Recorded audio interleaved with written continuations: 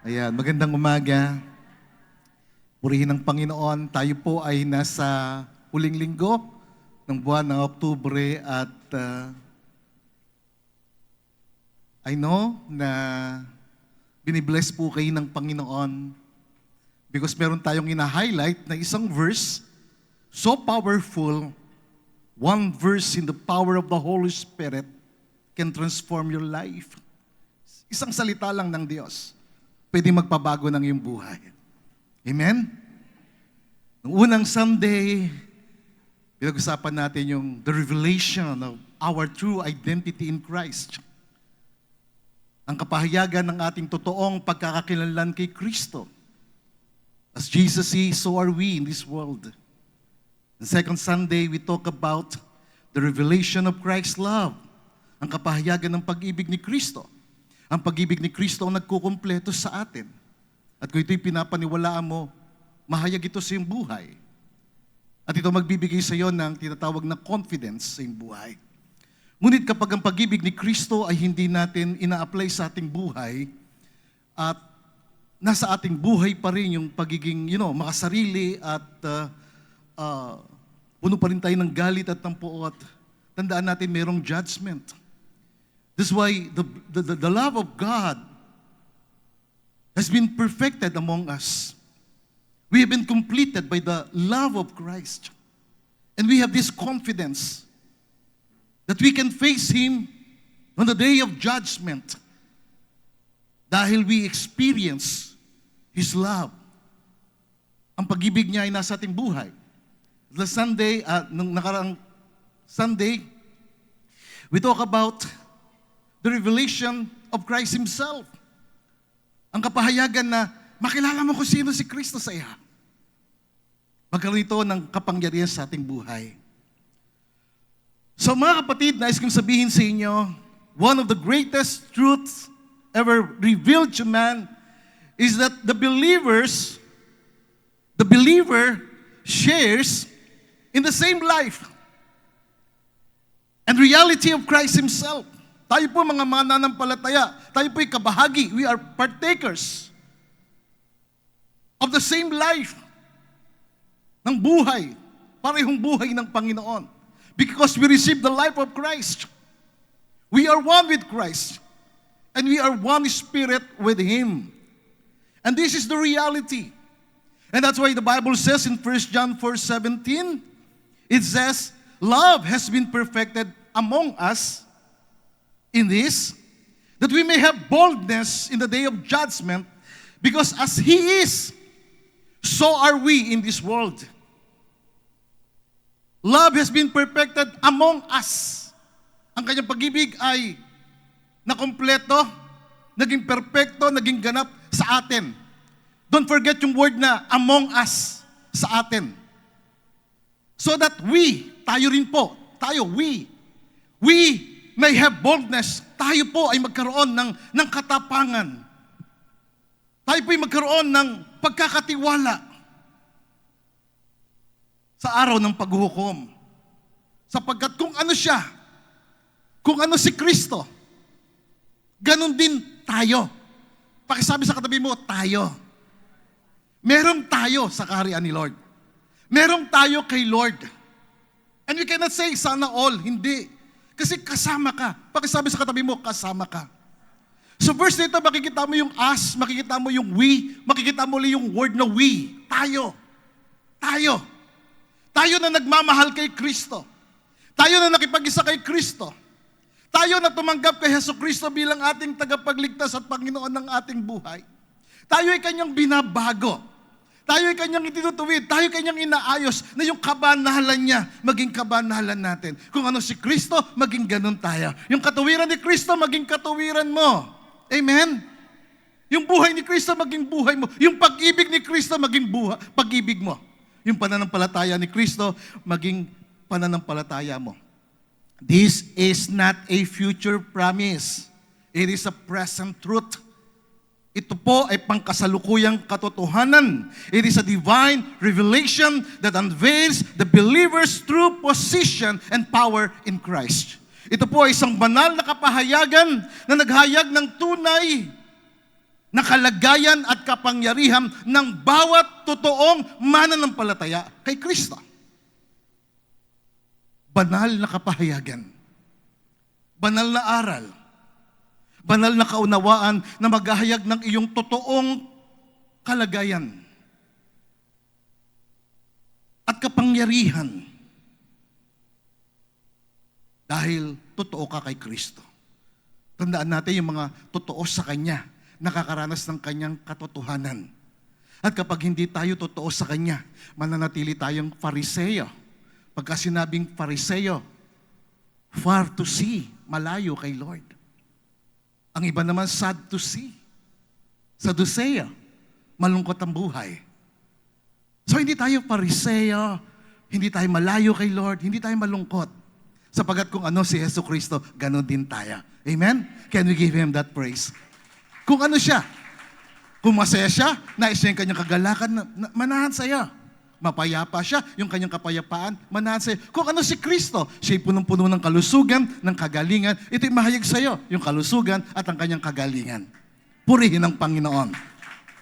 So ngayong umaga, I will share this message about living in the power of Christ's revelation. Mamuhay tayo. Pakisabi sa katabi mo, kapatid. Sige, sabihin mo sa kanya, kapatid. Mamuhay tayo.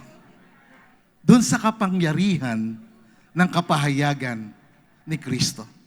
Ito yung ating ipamuhay. Ito yung makita sa ating buhay. Ipamuhay natin yung kapahayagan, yung kaunawaan nito, makita sa atin. Kaya imagine, pang-apat na linggo na ngayon, still we have this one verse, expounding one verse, because I love exposition. I love to expound the Word of God. Gusto ko yung salita ng Diyos talagang binubulay-bulay, minimeditate, pinag-uusapan, na meron tayong makakatas, may makukuha tayo. At ito magbibigay ng kapangyarihan sa ating buhay, makapagbibigay ng kagalingan, ng pagbabago sa ating buhay. Mga kapatid, ang Kristiyanong pamumuhay ay hindi pinamumuhay sa sarili nating lakas, sa sarili nating kalooban. That's why we receive Jesus as our Lord. Hindi ikaw ang Lord ng iyong buhay. Si Jesus Christ ang Lord. Siya yung dapat nating sundin. Siya yung ating dapat na paglingkuran. Hindi tayo mabuhay o mamuhay sa sarili nating lakas, sa sarili nating kalooban, kundi sa kapangyarihan ng Espiritu ng kapahayagan na nananahan sa atin. Because we receive Jesus Christ, we are one spirit with Him.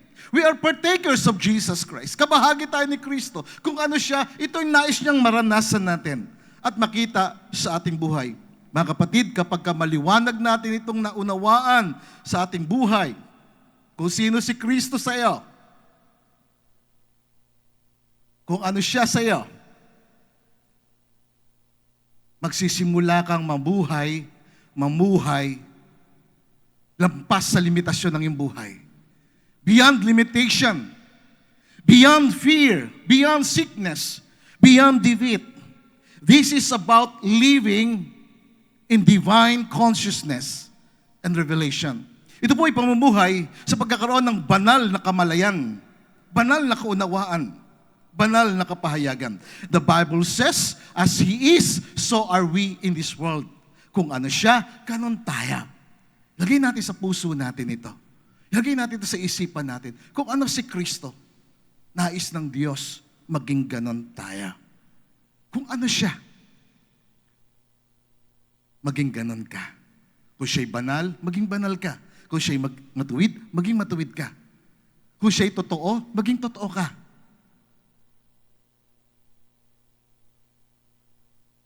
Walang kalungkutan kay Kristo. Amen? Walang kalungkutan sa kanyang kaharian. Amen? Walang sakit at karamdaman sa kanya. Kay Kristo. Kung ano siya, maranasan natin sa mundong ito. As He is, so are we in this world. Sa mundong ito. Agree? Sumasang-ayon po ba kayo? Alam niyo po, yung iba kasi amen lang ng amen. Kaya kanina, sabi ko kanina, bago tayo mag-pray, hawakan natin yung dibdib natin. No? Pag ginawakan mo yung dibdib mo, ang kamay mo nasa puso mo, nagpapatunay na ito na gusto mong maging totoo. At gusto mong maranasan yung katotohanan niya sa iyong buhay. The question today is this: paano natin maipamumuhay ang kapangyarihan ng kapahayagan ni Kristo araw-araw? How can we live daily the power of Christ's revelation? Paano tayo mamumuhay sa kapangyarihan ng kapahayagan ni Kristo araw-araw? How can we live daily? It's about a daily life. It's about a lifestyle. How can we make it a habit sa buhay natin? Na this is our world. Ito yung mundo natin. Na kung ano siya, maging ganun tayo. We are not out of this world. We are in this world to live what Christ wants us to live. Ipamuhay natin yung nais niya na ipamuhay natin. Ipamuhay natin yung matuwid, binago, at pinagpalang buhay. So papaano yon? Una po, first is the acknowledge the revelation of who Christ is in you. Acknowledge the revelation. Kilalanin mo yung kapahayagan kung sino si Kristo na nasa iyo. O magkaroon ka ng malalim na kapahayagan kung sino si Kristo. Magkaroon ka ng malalim na kaunawaan. Just to acknowledge it. Acknowledge Him. Kilalanin mo siya. 1 John chapter 4, verse 17 in our text, and again, it says, as He is, kung ano siya, kung ano si Kristo, anong kalagayan ni Kristo, ano yung kanyang present position, ano yung kanyang heavenly current condition, ano yung kanyang pangkasalukuyang kalagayan sa kanan ng Ama. You see, the phrase, as He is, means right now. Right now, Jesus Christ is the resurrected Savior. Right now, Jesus Christ is the glorified Lord. Right now, Jesus Christ is the victorious King of all kings. Can we give Him that praise? Right now, as He is, ngayon, sa kanyang kasalukuyang kalagayan, si Jesucristo, siya yung nabuhay na muling tagapagligtas. Glorified, full of glory, full of power, victorious. Yun yung kanyang kalagayan. Kasi ang unang hakbang upang maipamuhay natin itong kapangyarihan ng kapahayagan nito is acknowledgement. Acknowledge natin ito. Kilalanin natin ito. Tanggapin natin ito sa buhay natin. Tanggapin natin kung sino si Kristo sa iyo. Ano si Kristo sa iyo? Si Jesucristo namatay para sa iyo. Yes, praise the Lord. He died for our sins. But after 3 days, He resurrected. He rose again. And He is now glorious, powerful, victorious King. Seated on the throne of glory. That's why when Isaiah saw Him, full of glory, he said, woe unto me, I'm a man of unclean lips. When Moses saw Him on the burning bush, he saw himself unclean. He is full of glory. And we must acknowledge Him as who He is right now. Resurrected, glorious, victorious. The word acknowledgement means recognizing, believing, confessing, and living in the reality of what God has revealed about who Christ is and what He is to us personally. Ang pagkakilala kay Kristo ay nangangahulugan ng pagtanggap, paniniwala, pagpapahayag, pamumuhay sa katotohanan na ipinapahayag ng Diyos tungkol sa kung sino si Kristo at kung ano siya sa atin personal. For me, personal. He is my truth. He is my shepherd. My glorious shepherd. That means acknowledgement of who He really is. Kung ano siya, kung sino siya sa iyo. Magkaroon ka ng personal. Hindi mahalaga rito yung edad. Nang inihayag ng Diyos ang kanyang sarili, ng Panginoon ang kanyang sarili kay David. Si David ay isang ultimong, maliit na bata lamang. lumaki siya sa presence ng Diyos. That's why ang revelation niya kay Jesus Christ, kay Lord, the Lord is my shepherd. I shall not want. He makes me to lie down in green pastures. He leads me beside the still waters. He restores my souls. He leads me in the paths of righteousness for His name's sake. Yet though I walk through the valley of shadow of death, I will fear no evil, for you are with me. You prepare a table before me in the presence of my enemies. You anoint my head with oil, and my cup runs over.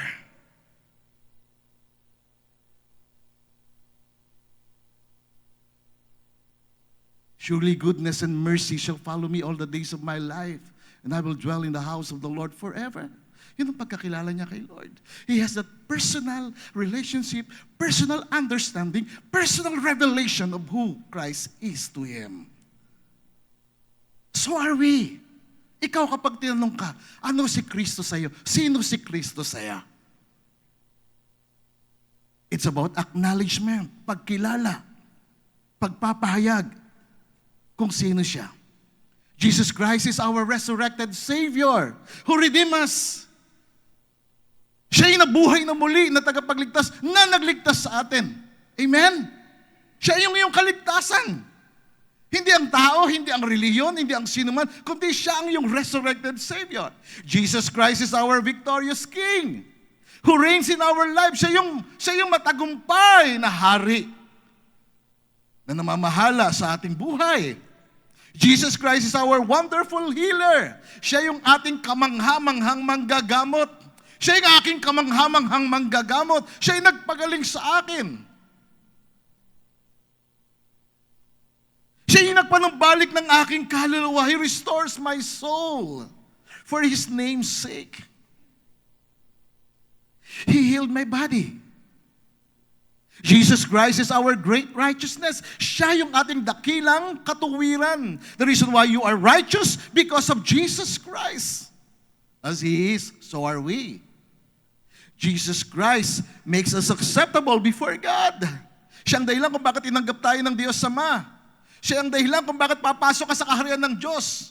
For you to enjoy the goodness and the blessedness and the awesomeness of the kingdom of God. Words are not enough to describe the paradise of God.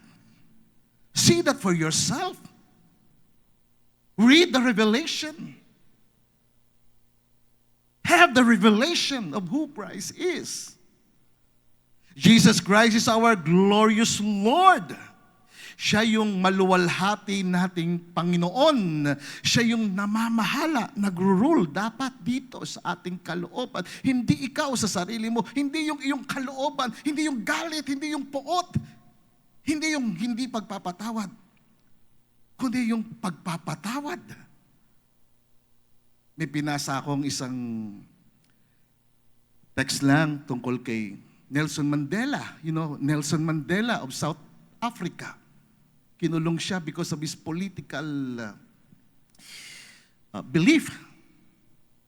At doon sa kulungan, pinahirapan siya, tinorture siya. At nung tinorture siya, hirap na hirap siya, humingi siya ng tubig. Alam mo, ginawa sa kanya nang humingi siya ng tubig. Inihian siya. Nung inihingihan niya ng tubig. Pagkatapos noon, ilang panahon, nakalaya siya. At si Nelson Mandela, naging presidente ng South Africa. At dahil naging presidente siya, isang araw kumain sila sa isang restaurant. At doon sa isang restaurant, mayroong isang lalaki na nakaupo sa gilid, kumakain. In-invite niya na kumain, kasama niya. At yung babae, yung lalaki na in-invite niya, nanginginig yung kamay na lumapit sa kanya at nakisalo sa kanya. At sabi ng kanyang attendant, "Sir, hindi ba siya may sakit dahil nanginginig yung kanyang kamay?" Sabi niya, "Hindi." Sa katotohanan, siya yung lalaki na umihi sa akin nung ako humihingi ng tubig. At hinayaan niyang umupo sa kanyang harapan, kumain na kasama niya. At doon niya pinakita na mas higit ang pagpapatawad kaysa sa poot. Tinanggal niya yung poot, tinanggal niya yung galit, tinanggal niya ang muhi, pinalitan niya ng pagpapatawad. It is the reflection of Christ. Si Kristo nasa krus, Pinahirapan, nilatigo, hinagupit. Pati still, ang kanyang bibig, ang kanyang pananalita, Ama, patawarin mo sila sapagkat hindi nila nalalaman ng kanilang ginagawa. Learn to forgive. Learn to receive and acknowledge the love of Christ in your heart so that you can forgive. Amen? Can we give Him the praise? Thank you, Lord. You see, to acknowledge, you see, it's not about head knowledge, it is the conviction of our faith and daily consciousness. Ito yung paninindigan ng pananampalataya, yung pag-acknowledge sa Kanya. It should be our daily consciousness to live by faith and not by sight. You see, to acknowledge means to become fully aware and openly declare the reality of Christ is in us. Yun yung word na acknowledge. Kilalanin natin, maging fully aware tayo, maging maliwanag sa atin, ipahayag natin, ideklara natin ang katotohanan kung sino si Kristo sa atin. You see, because people will not read the Bible. People will read you. Papasahin ka ng tao, ikaw na nakakilala kay Kristo, ikaw na nagbabasa ng Biblia, papasahin ka ng tao. Because the Bible says we are the living epistles. We who are followers of Christ, we are the living epistles. At panindigan natin ito. Amen? Sabi sa katabi mo, kapatid, panindigan natin ito. Kilalanin mo si Kristo kung sino siya sa iyong buhay. You see, when you acknowledge the revelation of Christ is, you will see who you really are in Him. Pag in-acknowledge mo siya, ang kapahayagan niya sa iyong buhay, makikilala mo kung ano ka sa Kanya. Na ikaw ay Kanyang minamahal. Pag sabi sa katabi mo, minamahal ka niya. You are His beloved. You are righteous in Him. Amen? You are empowered. You are victorious in Him. Through Him, we are more than conquerors. Yun ay dahil sa in-acknowledge mo siya. Kaya sa akin, ang pinakamahalaga, pinakamatinding naging decision ko sa buhay ko, ay nung kinilala ko si Yesu Kristo. Hindi ang relihiyon, kundi si Yesu Kristo. Yung niyakap ko siya, in-embrace ko siya. Nung in-embrace ko siya, tinanggap ko siya, niyakap niya ako. Pinadaman niya sa akin yung pagmamahal niya. Pinadaman niya sa akin yung kanyang pangunawa. Pinadaman niya sa akin na siya'y nagmamalasakit. Pinadaman niya sa akin na siya'y totoo. Hindi siya yung nandun nakatayo lang, nakatingin sa'yo. Pag gumalaw ka, nakatingin sa'yo. Galaw ka, nakatingin pa rin sa'yo. No, hindi. Siya yung totoo, buhay na Diyos na nagmamahal sa'yo at sa akin. Purihin ang Panginoon. Na ikaw ay mamubuhay sa kanyang kalakasan, hindi sa sarili mong paraan. You will manifest His nature, His love, His peace. When you acknowledge Him, you will manifest His love, His peace, His authority in your life. You see, when you acknowledge the revelation of Christ in your life, your faith will become effective. Magiging mabisa ang iyong pananampalataya. Ang kanyang kapangyarihan ay mahayag sa iyo, magpo-flow sa iyo. Ang kapahayagan magiging personal sa iyo. That's why 1 John 4:17 is very personal to me. Maliwanag sa akin. And again, it's another verse. It says in Philemon 1 verse 6, sabi diyan, the sharing of your faith may become effective by the acknowledgement of every good thing which is in you in Christ Jesus. Ang pagbabahagi ng iyong pananampalataya.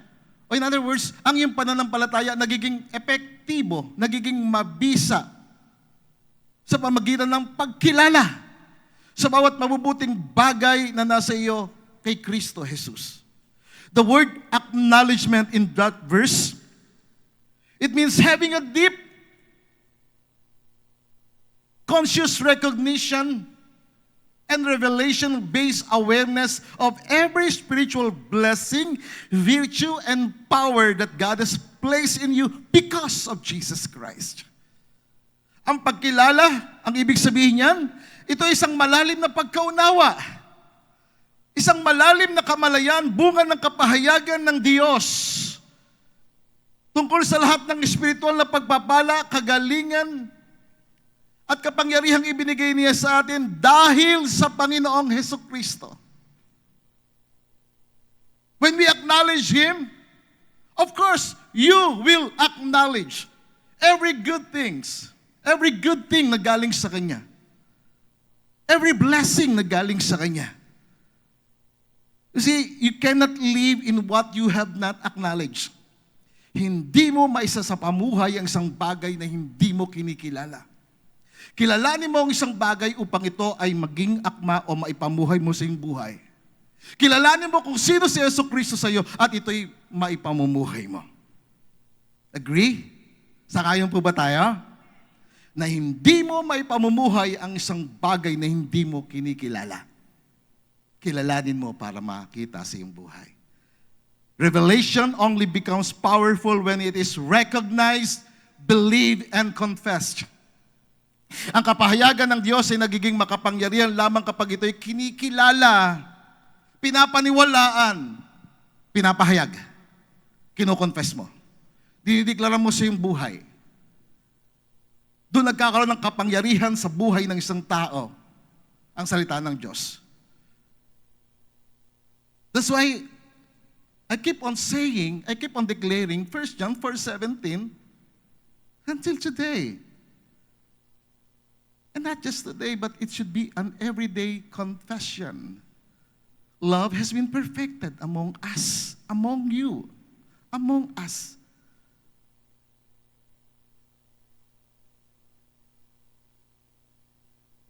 That love will make you complete and confident. That we may have boldness. Meron tayong katapangan sa araw ng paghuhukom. Kung ano si Kristo, ganun tayo. Amen? Acknowledge natin to. Pakitapik ang katabi mo, sabi sa kanya, acknowledge mo yan. Kilalanin mo yan sa iyong buhay. Magkaroon ka ng malalim na pagkaunawa tungkol sa kapahayagan ni Kristo. Amen? Purihin ang Diyos. Hallelujah.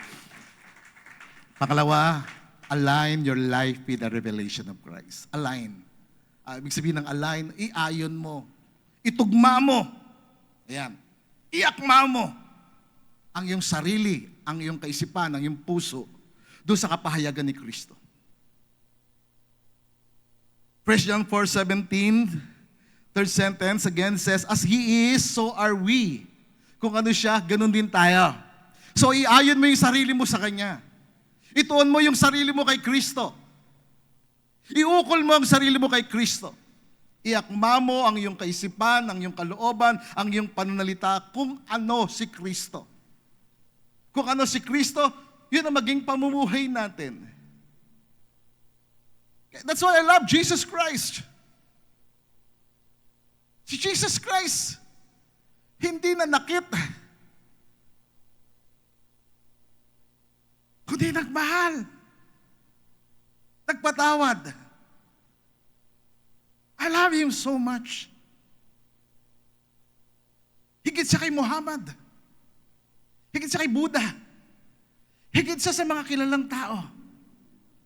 That's why the Bible says, as He is, so are we. Ganun din tayo. Remember this, mga kapatid.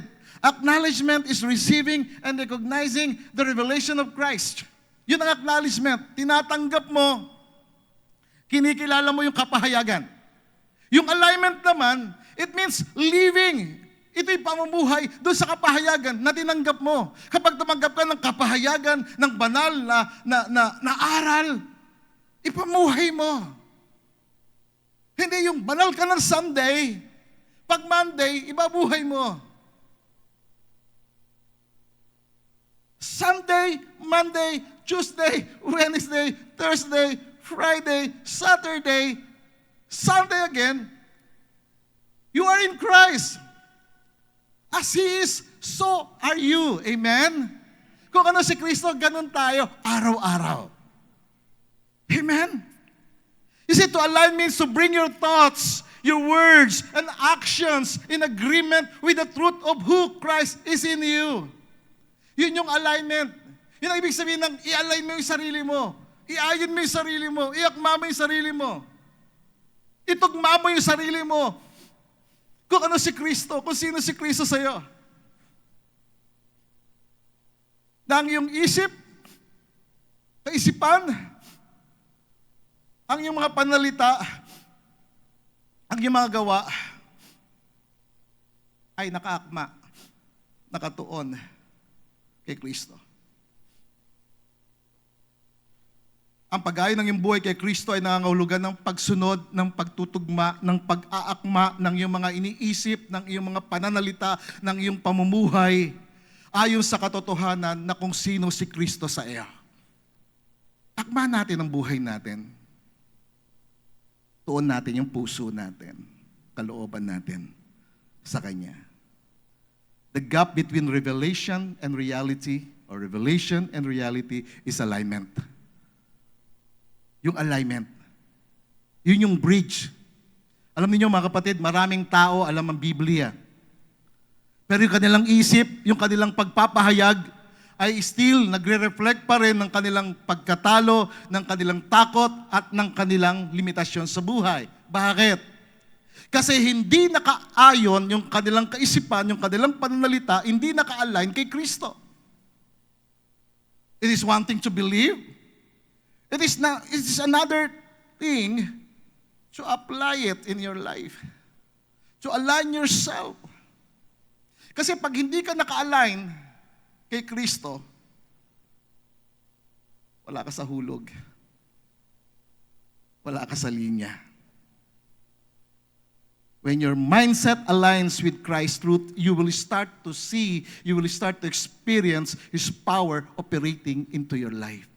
Magsisimula na ang kanyang kapangyarihan, ang kanyang kabutihan ay dadaloy sa iyong buhay. So ito ibig sabihin ng alignment. We're talking about alignment. Align yourself, your thoughts, your words, your actions into the truth of who Christ is. You see, align your thoughts. Ano ibig sabihin nun? Ibig sabihin yung isip mo nakatuon sa Kanya. The Bible says in 1 Corinthians 2:16, it says, we have the mind of Christ. Nasa atin ang isip ni Kristo. Or in other words, yung isip mo ay dapat nakatuon sa isip ni Kristo. Upang yung pag-iisip ni Kristo maging pag-iisip mo. Align your thoughts with His words. The Bible says we have the mind of Christ. Align your words with this truth. The Bible says in Joel chapter 3 verse 10, let the weak say, I am strong. Kayo mga nakakaranas ng panghihina, sabihin nyo, kayo ay lumalakas, pinalalakas ng Panginoon. When you say the word, you are weak. You are weak, yes. But by faith, you are strong. And you must be strong. The Bible is telling us, commanding us, be strong in the Lord and in the power of His might. Magpakalakas kayo sa Panginoon. Kaya pag nakaranas kayo ng panghihina, nanlulupaypay kayo, palakasin niyo ang sarili niyo sa Panginoon. Sa halip na i-confess mo yung kahinaan, i-confess mo yung kalakasan. Sa halip na i-confess mo yung karamdaman, na ina-advertise yung karamdaman, I'm not saying na walang karamdaman, merong karamdaman, but what I'm saying is confess the healing of Christ. Because the Bible is telling us, praise the Lord, amen. The Bible is telling us in 2 Corinthians 4:13, it is written, sabi niya, it is written, ibig sabihin, nakasulat. Nakasulat, ako ay sumasampalataya. Dahil sumasampalataya ako, magsasalita ako. It is written, I believe, therefore I have spoke. Since we have the same spirit of faith, we can also say, I believe, therefore we speak. We have the same spirit of faith. Nakasulat, sila'y sumampalataya, at nagpahayag sila ng confession ng kanilang pananampalataya. Ganon din tayo. We have the same spirit of faith. We are partakers of Christ. We belong to Jesus Christ. We are one with Christ. Therefore, since we believe we have the same spirit of faith, we must speak what we believe in. Sabihin natin yung pinaniwalaan natin. Confess natin. May sakit? Yes, may sakit ka. Pero ang kinin mo, nakasulat si Kristo nagpagaling sa'yo. Nakasala ako, pastor. Pwede kang lumapit sa Panginoon. Siya nagpapatawad. Kasi align your words with His truth. It is written. Nakasulat. Dahil nakasulat, pinaniwalaan nila. At anumang bagay na pinaniwalaan nila, sinabi nila, diniklara nila, kinonfess nila. Tayo rin. Meron tayong same spirit of faith. Meron tayong katulad ng espiritu ng pananampalataya. And therefore, ano man ang pinaniniwalaan natin, sabihin natin. Kung naniniwala ka sa kagalingan, sabihin mo ang kagalingan. Kung naniniwala ka sa katagumpayan, sabihin mo, ideklara mo ang katagumpayan sa iyong buhay. Kung naniniwala ka sa masaganang buhay, sabihin mo, ideklara mo ang masaganang buhay sa iyo. It is written, I believe, therefore I spoke. And since we have the same spirit of faith, we also believe and we speak. Amen? Align your actions with this example. Walk in love. Align natin yung sarili natin doon sa halimbawa ni Kristo. Si Kristo lumakad sa pag-ibig, lumakad tayo sa pag-ibig. Si Kristo lumakad sa pagmamahal, lumakad tayo sa pagmamahal. Si Kristo lumakad sa pagpapatawad, nagpatawad si Kristo, magpatawad tayo. Pag yung ginawa ni Kristo, hindi natin ginawa, hindi tayo kay Kristo. At kapag hindi ka kay Kristo o wala ka kay Kristo, hahatulan ka ng Diyos. Pero kapag ikaw ay na kay Kristo, you are safe in the judgment day. Amen? Because the very worst thing that can happen to a man or woman is to fall into the hands of the living God. Hebrews 10:31, nakakatakot yun.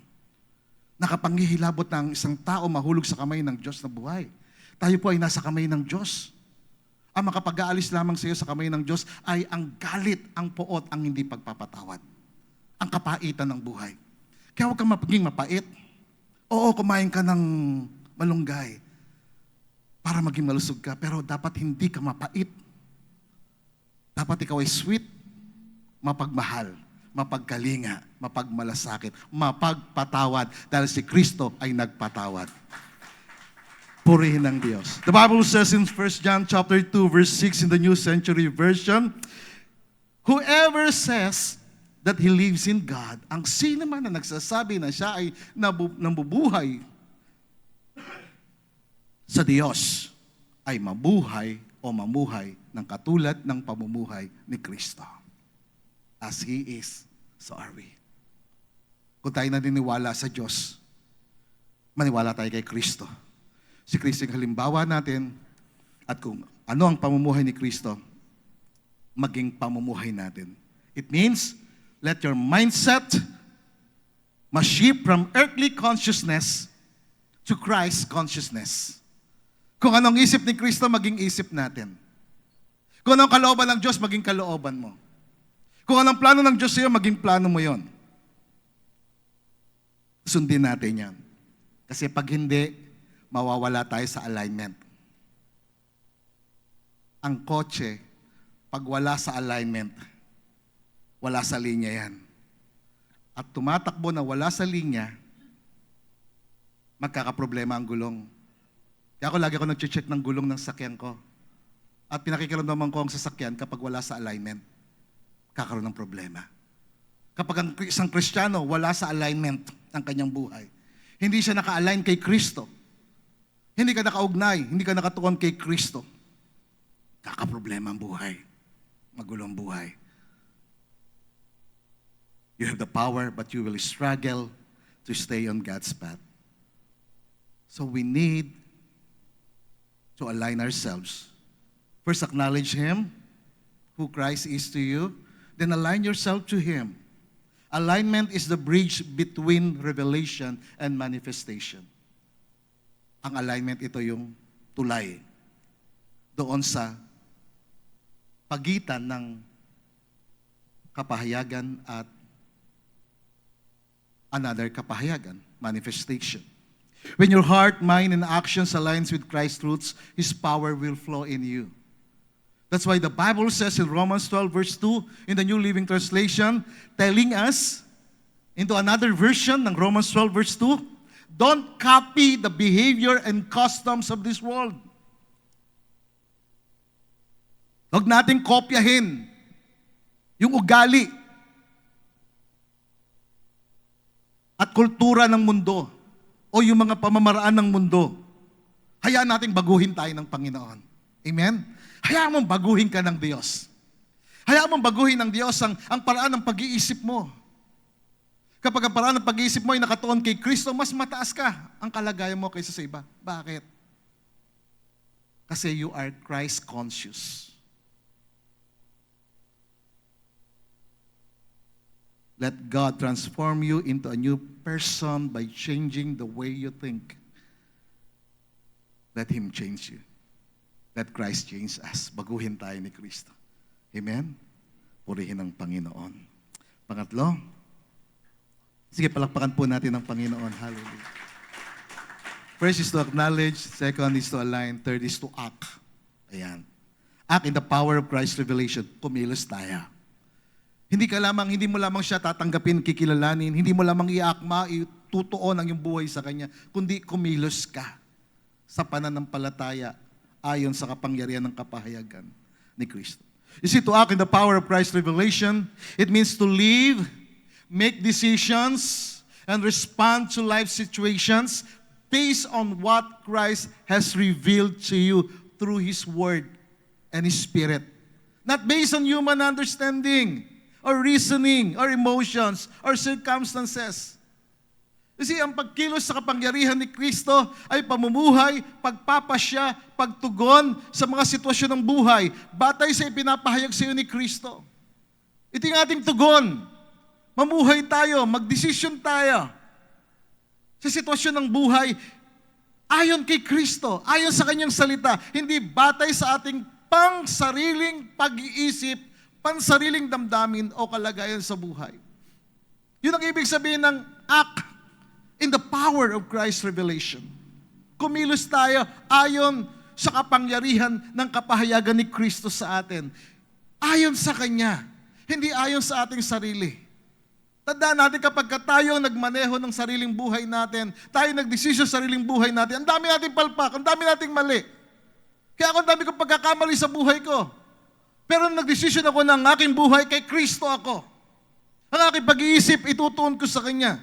Ako ay magre-respond sa sitwasyon ng aking buhay ayon sa ipinapahayag niya sa akin, ayon sa itinuturo niya sa akin, ayon sa sinasabi ng Biblia. Hindi ayon o batay sa aking sariling kalooban o kakayanan o pag-iisip, kundi ayon sa Kanya. Then, you will be safe. Amen? Payapa tayo. Kasi ito po ay pag-aalaw, pagbibigay ng katugunan o pagbibigay ng pagkakataon na ang Panginoon kumilos sa atin.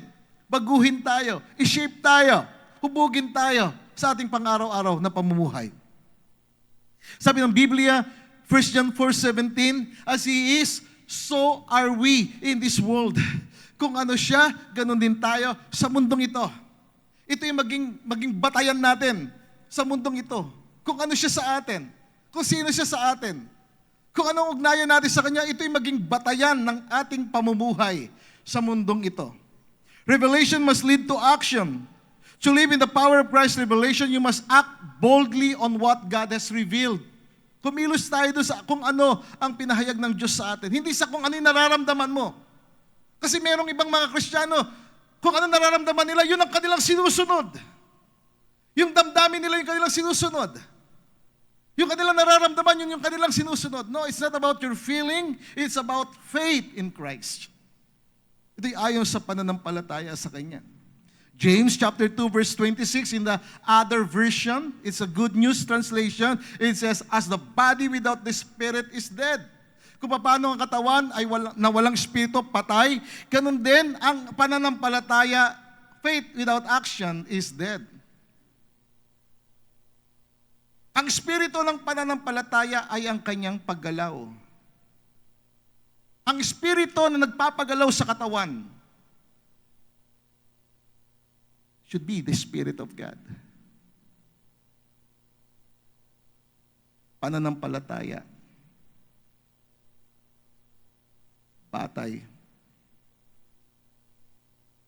sa ating ugnayan kay Kristo. Faith is not passive, it is active obedience rooted in divine truth. Christ's revelation empowers us to walk as He walked.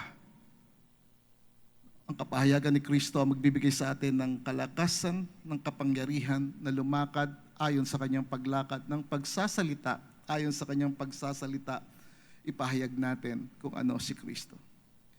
When you act on Christ's revelation, listen carefully, you speak healing when you see sickness. When you act on Christ's revelation, magsasalita ka ng kagalingan kapag ka may karamdaman, lalong-lalo sa sarili mo. For you to experience the power of God.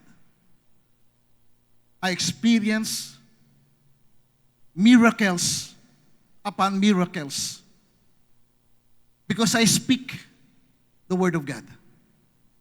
There is power in confessing the Word of God. Life and death are in the power of the tongue. And you must speak healing when you see sickness. Pastor, hindi gumaling. Speaks healing. Continue to speak healing. Pastor, hindi gumaling. Kung hindi gumaling, hindi mo kasalanan. Si Lord ang bahala doon. Sapagkat si Lord ang nagsabi, sa pamagitan ng kanyang latay, kayo ay gumaling. Ang kinin natin, that is the Word of God. We're not speaking here our words, our reasoning, our emotions, but the Word of God. When you act on Christ's revelation, you speak healing when you see sickness. You declare victory when you face challenges. Magdideklara ka ng pagtatagumpay kapag ka may pagsubok. Oo, may pagsubok, may problema. Declare victory. I am more than a conqueror through Christ. Greater is He that is in me than he that is in the world. It's about confessing what Christ said. As He is, so are we in this world. Si Kristo, pag nakakita siya ng sakit at karamdaman, nag-speak siya ng kagalingan. Si Kristo, kapag merong challenges, merong humahadlang sa kanyang ginagawa, speak forth the word of victory. Same with us. Gawin natin yun. Kapag merong kaguluhan, speak peace. You declare peace when there's chaos. May bagyo, malakas na hangin. Jesus said, be still.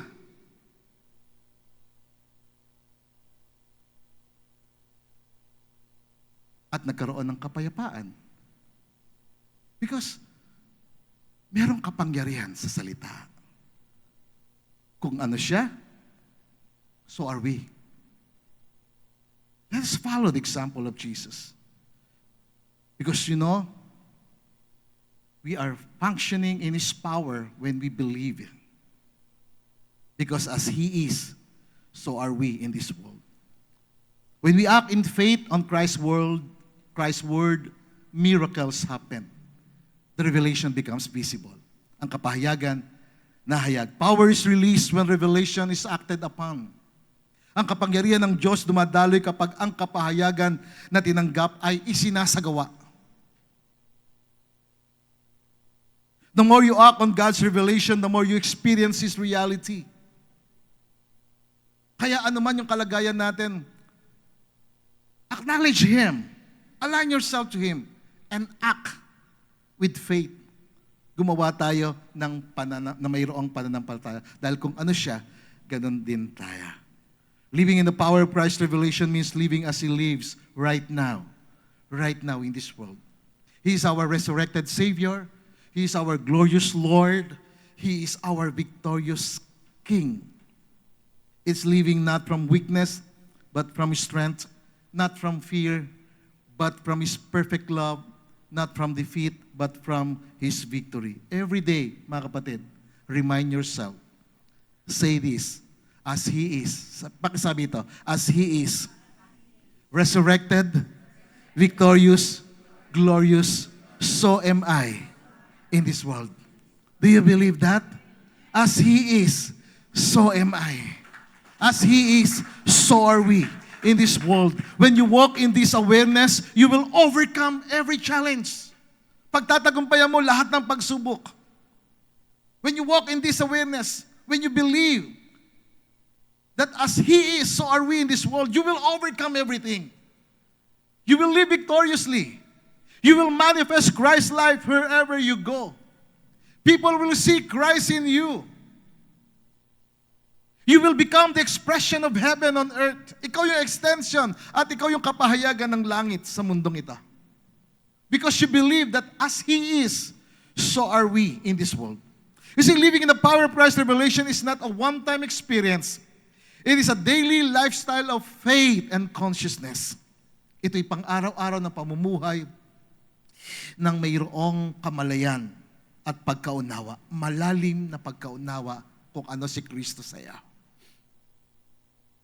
Not just a historical figure, but a resurrected Savior. Glorious, full of power, victorious. When you acknowledge who Christ is in you, align your mind and actions with that truth, act in faith in the power of that revelation, then you will begin to walk in His divine power, in His anointing, in His victory. Amen? Praise the Lord.